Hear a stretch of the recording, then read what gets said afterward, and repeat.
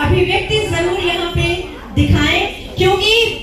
ये अभी तक हमने इन्हें सिर्फ सोशल मीडिया पे देखा है, पहली बार साक्षात इनसे हमारी मुलाकात हो रही है, तो सभी लोग इनकी बातों को सुने। या देवी सर्वभूतेषु मातृरूपेण संस्थिता नमस्तस्यै नमस्तस्यै नमस्तस्यै नमो नमः। आज भूमिहार समाज के द्वितीय वर्षगांठ पे मैं सभा में विराजमान सभी मातृशक्तियों का आदर से अभिवादन करती हूँ। एक महिला में ही ऐसी शक्ति है जो इतनी बड़े समाज को संगठित करके यहाँ पे प्रस्तुत कर सकता है, क्योंकि तुलसीदास जी ने भी कहा है कि पुत्र पवित्र किए कुल तो, पुरुष किसी दो कुल को पवित्र नहीं करता है, सिर्फ अपने कुल का ही नाम रोशन करता है, लेकिन हमारी एक कन्या अपने पिता का नाम रोशन करते हुए दूसरे कुल में जाकर के और अपने ससुराल पक्ष का, अपने पति का और अपने पूरे कुल का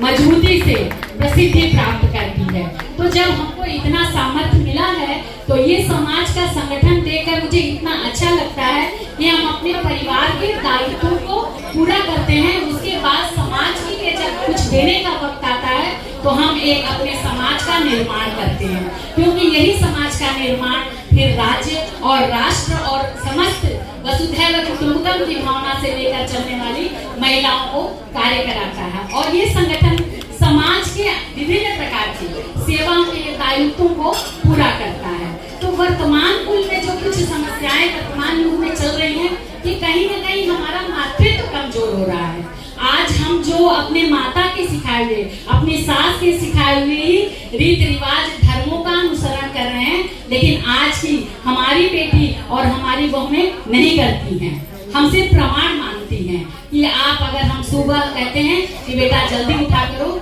सूर्य को जल दिया करो, तो वो हमसे प्रमाण मांगती हैं कि क्या प्रमाण है, आपकी माँ ने कहा था आप करती हैं, मुझे इसका प्रमाण दीजिए। तो मैं सभी बहनों से ये अनुरोध करूंगी कि हमारे शास्त्र के, पुराण के ग्रंथों को आप जब भी थोड़ा सा रील देखती हैं तो उस समय उनको भी देखा और सुना करिए कि हमारे इसमें हमारा वैज्ञानिक दृष्टिकोण क्या है हमारे धर्मों को करने के लिए, क्योंकि आज के बच्चे पूरा धार्मिक भावनाओं को मानने वाले नहीं हैं, उनको अपने तर्क की कसौटी पे कसना है। तो अगर हम माताएं या हम दादी बनती हैं, नानी बनती हैं, तो आने वाली जनरेशन को अगर हम अपने